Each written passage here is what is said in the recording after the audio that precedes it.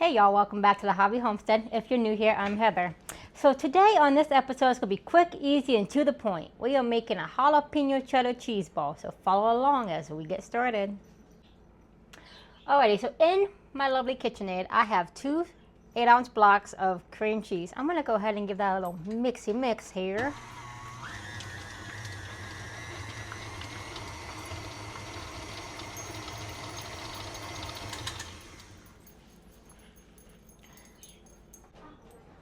Alright, to our cream cheese mixture, I got 2 medium jalapenos. I did take the guts out because I don't want it super hot. I'm going to go ahead and dump it into our KitchenAid here. Goodness, remember, don't touch yourself though. Have to touch your nose because you'll be on fire. Alrighty, so now we're going to go ahead and mix in those 2 jalapenos. I got me some garlic powder here. I'm just going to go ahead and put me a lovely dash in here.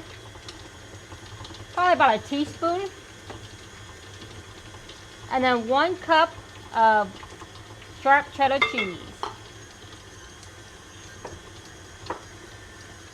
So we're going to go ahead and let this incorporate for about 30 seconds. Alrighty, so now that we got it lovely mixed up here in the side script, now I got this plate that has 4 slices of bacon, nice and chopped up. You can use bacon bits if you don't want to go through the hassle of making your own bacon. But I'm going to take this lovely ball that I made here.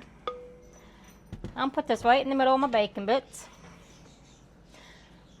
And then you just kind of want to take your bacon and get it all over.